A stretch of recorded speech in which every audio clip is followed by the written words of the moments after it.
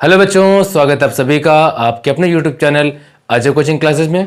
Students, आज की इस वीडियो में हम लोग डिस्कस करने वाले हैं क्लास 11 चैप्टर 8 गुरुत्वाकर्षण के एक टॉपिक को जिसका नाम है गुरुत्वीय स्थितिज ऊर्जा।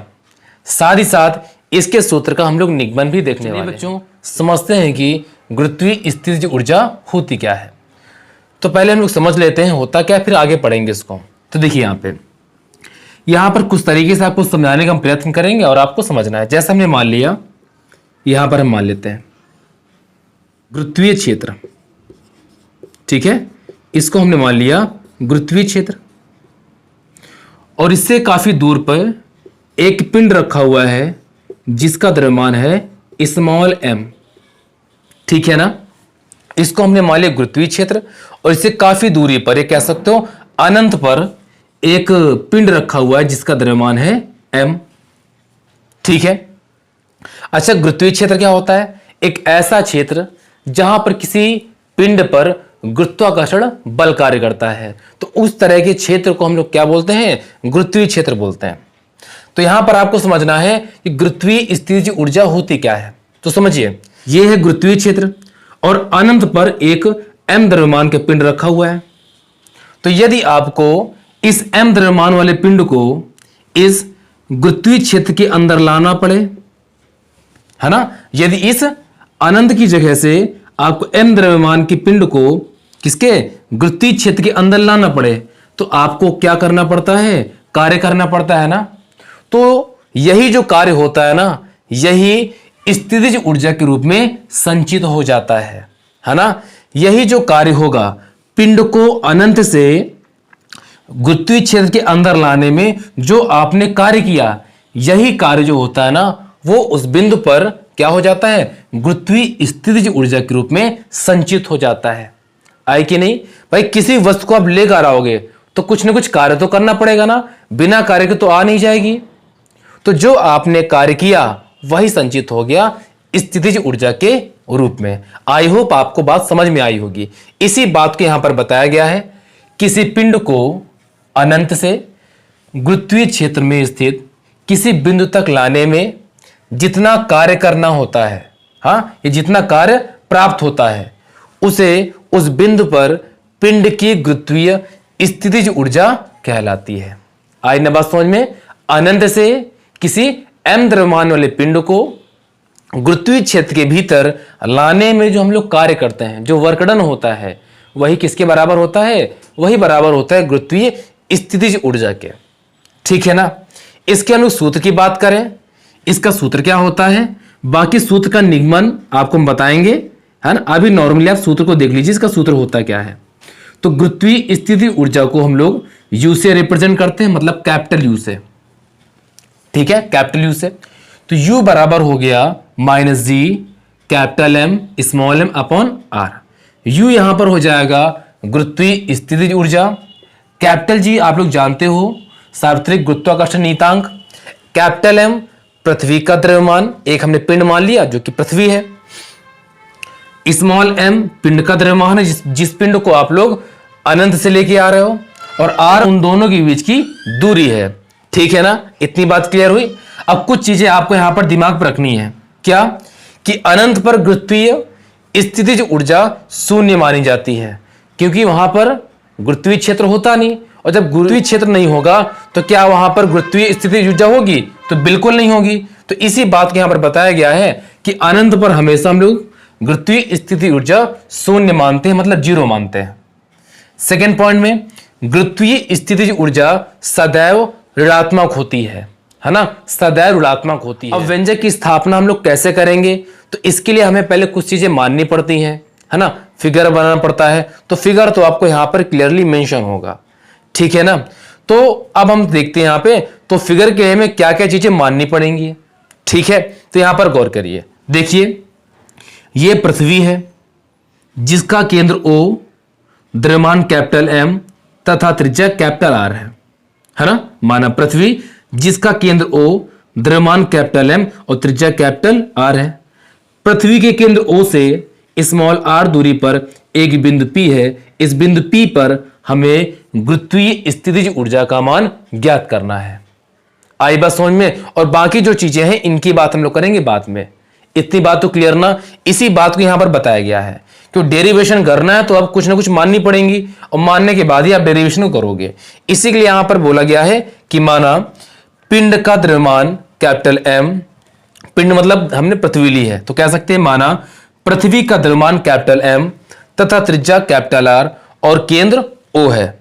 पृथ्वी द्वारा उत्पन्न गुरुत्वीय क्षेत्र में बिंदु ओ से स्मॉल आर दूरी पर एक बिंदु पी है, जिस पर स्मॉल एम द्रव्यमान के पिंड की गुरुत्वीय स्थितिज ऊर्जा ज्ञात करनी है। मतलब किसी एम द्रव्यमान वाले पिंड को आपको बिंदु पी तक लाना है, और जो बिंदु पी तक यहां पर हम लोग बात करें ना, तो इस बिंदु तक हमें कौन सा क्षेत्र यहां पर मिलेगा? गुरुत्वीय क्षेत्र मिलेगा। ठीक है ना, ये हो जाएगा गुरुत्वीय क्षेत्र। तो किसी एम द्रव्यमान वाले पिंड को आपको बिंदु पी तक लाना है, और बिंदु पी कहां पर है? गुरुत्वीय क्षेत्र में है। तो यहां तक लाने में आपको कितना कार्य करना पड़ेगा वो निकालना है, क्योंकि कार्य ही डिपेंड करेगा कि उसकी स्थितिज ऊर्जा क्या होगी, है ना। जो भी आप कार्य करोगे वही संचित हो जाएगा। किसमें संचित हो जाएगा? तो ये स्थितिज ऊर्जा के रूप में संचित हो जाएगा। तो सबसे पहला काम हमारा होगा कि हमें सबसे पहले कार्य निकालना है, और जैसे कार्य निकाला है ना तो वही हमारा हो जाएगा गुरुत्वीय स्थितिज ऊर्जा। तो इतनी बात क्लियर होगा। तो ऐसा करते हैं, पहले इतना इरेज कर देते हैं, फिर आगे हम लोग डेरिवेशन को डिस्कस करते हैं। बिंदु पी से अनंत की दूरी को छोटे छोटे भागों में विभाजित किया जाता है।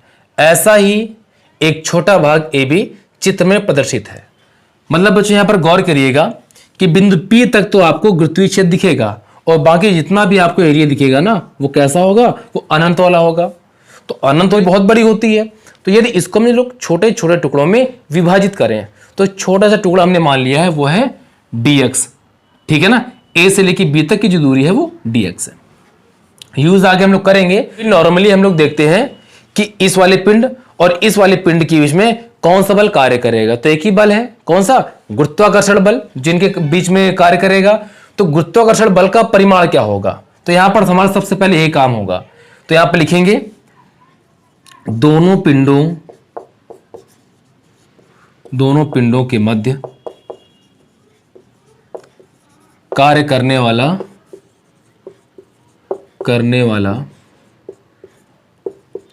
गुरुत्वीय बल या गुरुत्वाकर्षण बल, एक ही मतलब है। ठीक है, तो यहां पर क्या होगा? हमें सूत्र पता है इसका। F बराबर क्या हो जाएगा? G capital M small m, और बीच की दूरी यहां पर क्या लेंगे? x लेंगे ना।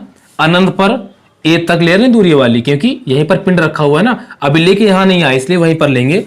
तो बीच की दूरी हो जाएगी h²। ठीक है, इसके बाद ये हम लोग कार्य निकालना चाहें तो कार्य क्या हो जाएगा? तो कार्य निकालना चाहें तो कार्य W बराबर हमें पता है कि बल गुणे विस्थापन होता है, मतलब F इंटू एस होता है। ठीक है, अब देखिए बल का परिमाण हमें पता है Gm अपॉन h²। विस्थापन क्या होगा? तो आपने अभी कार्य किया कि नहीं किया? हाँ कार्य किया। कैसे कार्य किया? गौर करिए। आपने इस m द्रव्यमान वाले पिंड को A से B तक लाए हो, कितना विस्थापित करके? dx विस्थापित करके।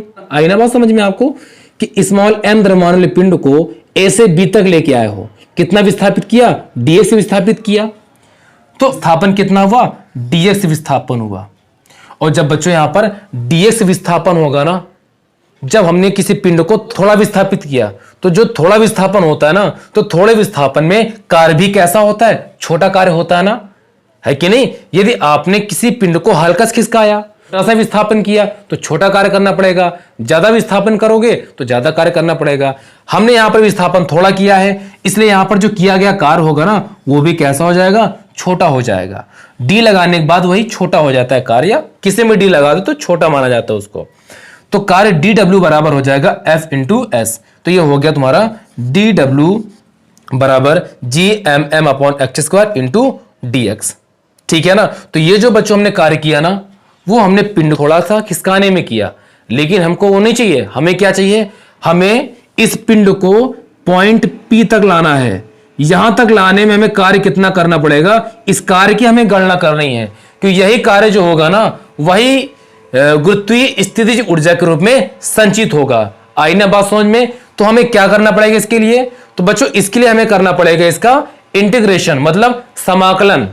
किसी भी छोटी सी वैल्यू को बड़ा करने के लिए हमेशा हम लोग क्या करते हैं? समाकलन करते हैं। बिल्कुल सही। इसके पहले जैसे हम लोगों ने कई सारे डेरिवेशन में किए हुए हैं कि किसी कार्य को यदि छोटा है, छोटे को हमें बड़ा करना है तो हमें समाकलन करना पड़ेगा, और बड़ी वैल्यू को यदि छोटा करना हो तो अवकलन करना होता है। तो चलिए बच्चों, अब यहां पर जो लिखा है इसको इरेज करते हैं और फिर करते हैं दोनों पक्षों का समाकलन। ठीक है ना? तो इसको इरेज करते हैं, तो ये इरेज हो गया। तो यहां पर बच्चों हम लोग लिखेंगे, क्या लिखेंगे कि पिंड को अनंत से बिंदु P तक लाने में किया गया कार्य, ये लाने में किया गया कुल कार्य है ना, किया गया कुल कार्य के लिए क्या करना पड़ेगा? दोनों पक्षों का समाकलन। तो जब इसका समाकलन करोगे तो ये भाई साहब बड़े हो जाएंगे, इधर का समाकलन करोगे GMM अपॉन एक्स स्क्वायर, यहां हो जाएगा dx। लिमिट क्या लगेगी बच्चों यहां पर? तो पिंड को हम लोग कहां से कहां तक लेके आ रहे हैं? सर पिंड को अनंत से r दूरी पर लेके आ रहे हैं ना। देखिए r दूरी पर बिंदु P है कि नहीं, तो लिमिट यहां पर बच्चों क्या हो जाएगी?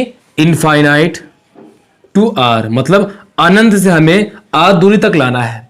तो चलिए बच्चों करते हैं इसका समाकलन। समाकलन बिल्कुल आसान है, देख कैसे होता है। इसमें जो नियत वैल्यू है वो बाहर हो जाएगी, उस पर कोई चेंज नहीं, उस पर कोई भी चेंज नहीं करेंगे। जो भी होगा वो जो चेंज होने वाला होगा उसी में। यहां पर आपको सिर्फ एक बात यहां पर याद करनी है, G capital M small m। यहां पर बच्चों आपको समाकलन को थोड़ा सा गौर करना है, या तो आप दिमाग पर रख सकते हो, है ना। मैथ वाले बच्चे होंगे तो इंटर में जाके समाकलन को पढ़ेंगे जाके।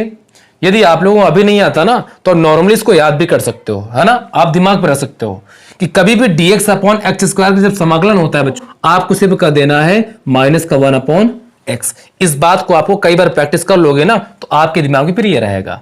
ठीक है, तो dx अपॉन एक्स स्क्वायर का समाकलन क्या हो जाएगा? Minus 1 upon x.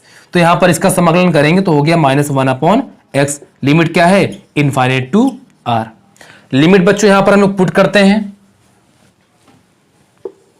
तो देखिए यहां पर w बराबर समाकलन तो हो गया स्मॉल m। देखिए upper limit minus lower limit, upper limit क्या है? r, लोअर लिमिट है इनफाइनाइट। इनफाइनाइट से कोई मतलब तो है नहीं, तो लिमिट सिर्फ बच्चों हम लोग रख देंगे यहाँ पे r, क्योंकि इनफाइनाइट पूरा 0 हो जाएगा, उसका कोई मतलब ही नहीं निकलेगा।